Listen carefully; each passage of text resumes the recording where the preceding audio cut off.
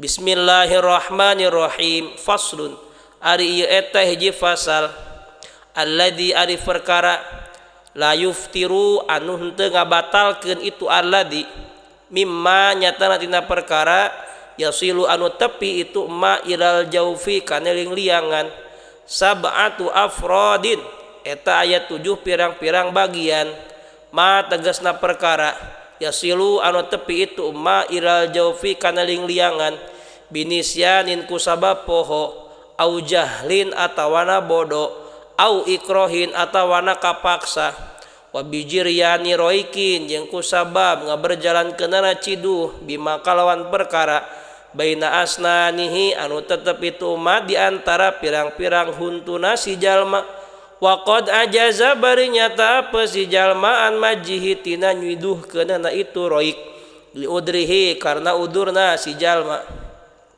wa ma jeung perkara wasolanu tepi itu ma ilal jaufi kana liangan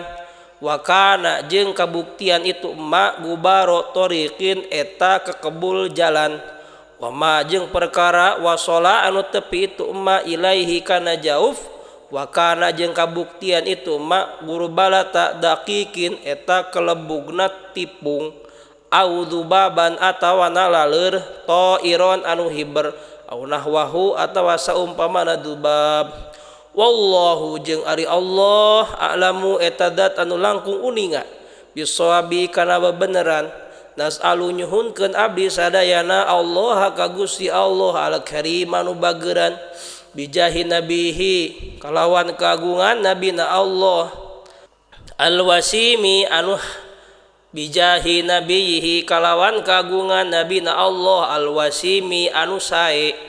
ayyukhrija kana mugia yen ngaluarkeun Allah ni ka kuring minad dunya tina dunya musliman bari kayan Islam wa walidaya jeung ka ibu rama abdi wa hibbai jeung pirang-pirang kakasih kuring wa man jeung jalma ilayya ka kuring intama anu ngarunda itu eman wa yaghfira jeung mugia yen ngahampura Allah lipi ka kuring walahum jeung ka man mukhimatin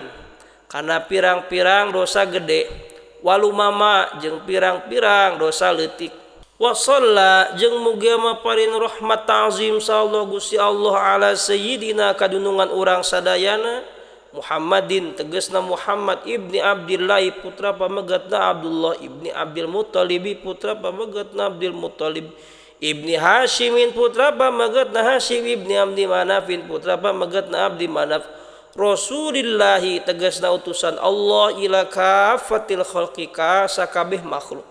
Rasulil malahimi anu jadi utusan pirang-pirang pangperangan Habibillahi anu jadi kakasihna Allah al-Fatihi anu mukakeun al-Khatimi anu manungtungan wa alihi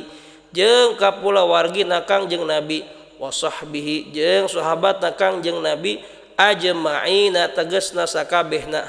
alhamdu jeung ari sadayana puji lillahi eta tetep kagungan Allah Rabbil alamin anu mangeranan sakabeh alam wallahu a'lamu bissawab.